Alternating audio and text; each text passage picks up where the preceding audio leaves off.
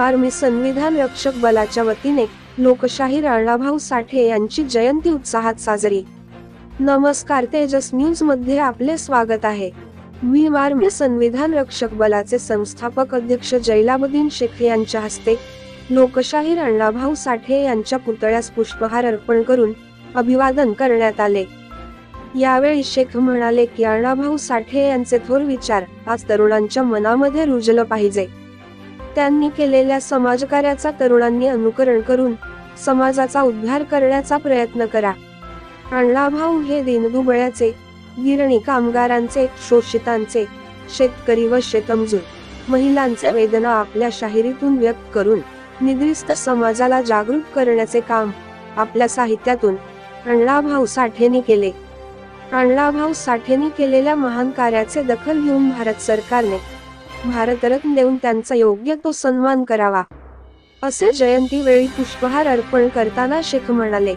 यावेळी भीम आर्मीचे सांगली जिल्हा अध्यक्ष जमीर शेख, अण्णाभाऊ जयंती समितीचे भीमराव बेंगलोरे, बबन साठे, शंकर कांबळे, भीम आर्मी जिल्हा युवक संघटक साद गवंडी, मिरज शहर उपाध्यक्ष उमर फारुक, हजरत टिपू सुलतान जयंती महोत्सव समितीचे नासिर शेख, शिवसेना गुंठेवारी समितीचे सांगली जिल्हा अध्यक्ष विजय बल्लारी व अल्पसंख्याक तालुका अध्यक्ष मोहम्मद हनीफ मुजावर सहित कार्यकर्ते उपस्थित होते। संविधान रक्षक बलाच्या वतीने मिरज येथे अण्णाभाऊ साठे जयंती अति उत्साहामध्ये साजरी करण्यात आली। या ठिकाणी अण्णाभाऊ साठे जयंती महोत्सव समितीच्या वतीनं चांगल्या पद्धतीचं स्टेज घालून प्रत्येक आलेल्या पाहुण्यांचा सत्कार करून यशोचित मान सन्मान देण्यात आला।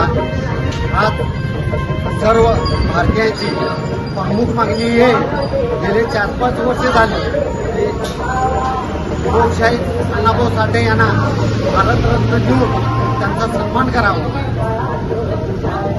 प्रत्येक समाजापासून बहुजन समाजापर्यंत, मुस्लिम समाज असो, दलित समाज असो, बौद्ध समाज असो, मराठा समाज असो, त्यांची आग्रहाची मागणी आहे की भारत सरकारने अण्णाभाऊ साठे यांना भारतरत्न पुरस्कार देऊन त्यांचा सन्मान करावा। कारण त्यांच्या साहित्याची दखल घेऊन रशियामध्ये त्यांचा सत्कार करण्यात आला। आज या ठिकाणी कादंबरी आज वंचित बहुजन आघाडीच्या वतीने चर्चेत आहे।